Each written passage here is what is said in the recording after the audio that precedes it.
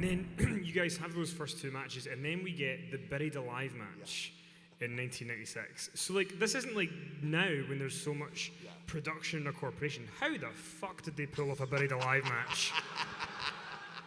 With like burying him, and then you've got the executioner, and the hand comes through. Talk us about it was amazing.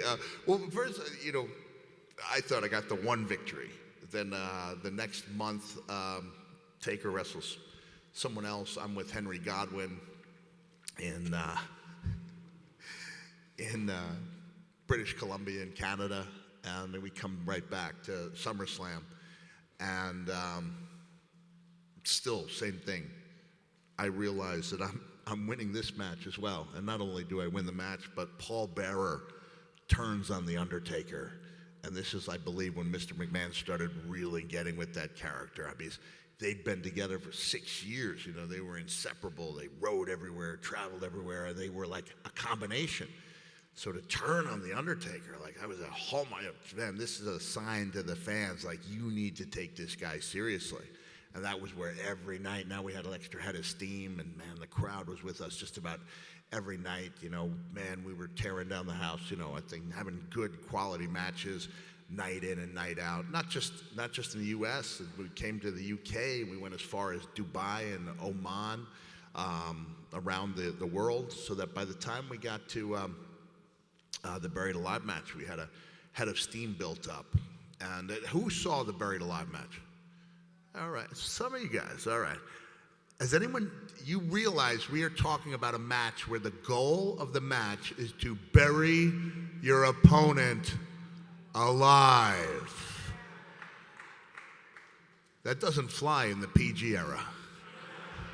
But back in my day, we buried our opponents alive, and we liked it.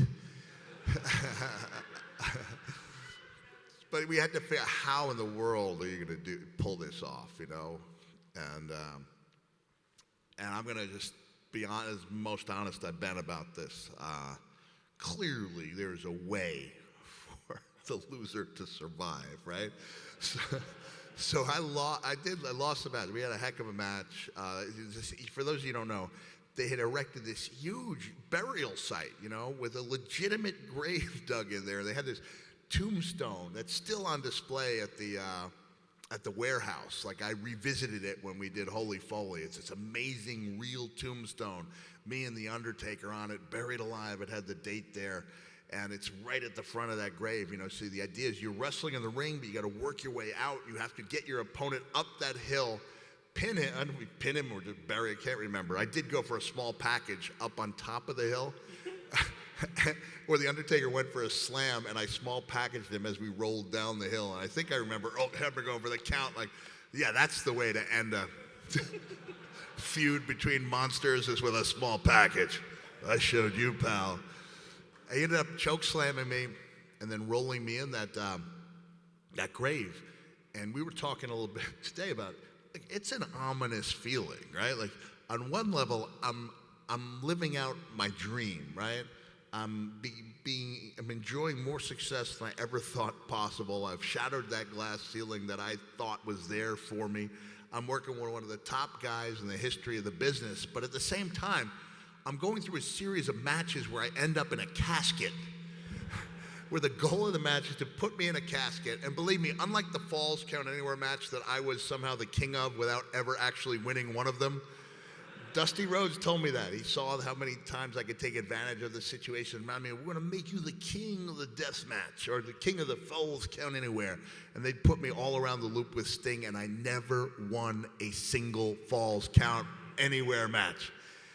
But the Undertaker was the king of the casket match, and he never lost those things. So every night we'd have these real good matches, and every night I'd end up in that casket. Every night they would slam that thing shut, and every night I'd be hyperventilating, and I'd be hot, and I'd be entombed, and I'd be rolled to the back, and the fans would slam on the casket like this. And then every night, without fail, we would get to the back, and I would scream for someone to let me out, and every night they would keep me in for an additional 5 minutes as a rib. And then the next night, without fail, I go, don't you dare keep me shut in that casket again. Every night they would assure me they wouldn't, and every night they did. And so I got used to that. But the idea when we went to the Market Square Arena in Indianapolis, like, we're going to be buried alive. Like, how in the world are we going to pull this off? And I get there, and Richie Posner, who we called the Magic Man, he welcomes me to an underground lair in which almost like a small community has been built underneath the burial plot. Like, you've got the legitimate grave in there, but everything else was like a hollowed out village under there. So you could have 2 or 3 people, and they've got we're recording this? Okay. Hi, Vince.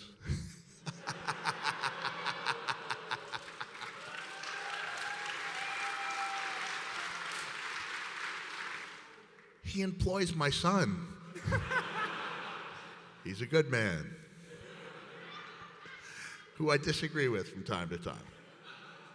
And they had an oxygen tank under there, and the key was, when I went under, I was choke slammed, I go in there, and now Undertaker starts shoveling that earth on me. Man, I don't care if they have a mask to breathe in or not. It's a scary feeling. And I went scrambling. I got this thing in this little plastic baggie, I'm breathing in that oxygen. And he's covering me with earth, like I'm being buried alive. And to this day, I think Dale Doback and Brennan Huff owe me a debt of gratitude. There's no way that they bury each other alive in Step Brothers without the Undertaker burying me alive. No way, right? Okay, let's put it out there. And then at a certain point, my body's about half covered. Terry Gordy, who was the executioner. Terry Gordy at one time was one of the top workers in the business, and he'd had a near-death experience, was never quite the same. But he was with me and Paul Bearer for a short time, and he clubbed the Undertaker with a shovel. He pulled me out of that grave, and I'm not acting when I come out of there. Gasping for breath, So after 17 minutes of hard work and being buried alive, now we have to figure out how do we fill a 6-foot by 8-foot by 4-foot hole with earth in 5 minutes of TV time. And there's a reason why every subsequent buried alive match has had a backhoe to simply just push the earth in there. By God, we're like 3 guys with shovels, right? And it's me and Terry Gordy, the executioner, and then John Bradshaw Layfield comes and helps, and Triple H as well. And slowly but surely, we're covering that earth, and then at a certain point, they just did like a little magician's switcheroo where the live body went into the underground lair, and then brought out a secondary shelf that was filled with earth. And I remember looking, and I'm shoveling, and I'm exhausted, and me and Bradshaw look at a father who very audibly, not audibly, but noticeably, while trying to comfort his sobbing child. Remember, they go to see a wrestling match, and they're seeing a human being being buried alive. And we could see the father go, I can't believe I'm watching this. And at that time, this was, Buried Alive was part of the In Your House pay-per-view matches, right? They seem so antiquated now, but at the time, WWE wanted to stick to the 5 main pay-per-views, right? It was WrestleMania, SummerSlam, King of the Ring, Survivor Series, Royal Rumble, and then the other 7 would be 2-hour in-your-house matches, with the thought being people would pay less money, a lesser fee to watch a 2-hour show. And in order to fill the houses, though, they would have to have non-televised dark matches, the way they do it in most of the TV tapings. And so in this case, we bury the opponent, we bury the Undertaker alive, at which point a bolt of lightning comes down from the scoreboard at Market Square Arena, strikes the earth not 3 feet from where I stand. The Undertaker's hand comes up from the earth. Jim Ross goes, he's alive. The Undertaker's alive.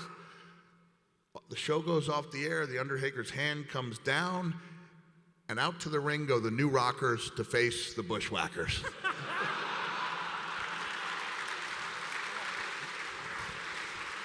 Without a single nod.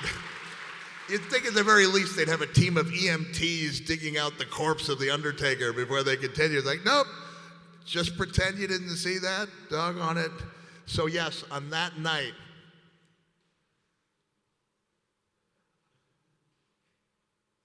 I was the warm-up match for Al Snow. So, son of a gun. God. I never thought we'd get a Bushwhackers reference at this. Imagine if in like 2019 two grown men went about Hold on, licking the heads of children. Hold on, Kenny. Just keep in mind, we go from this, he's alive, the Undertaker's alive, to this.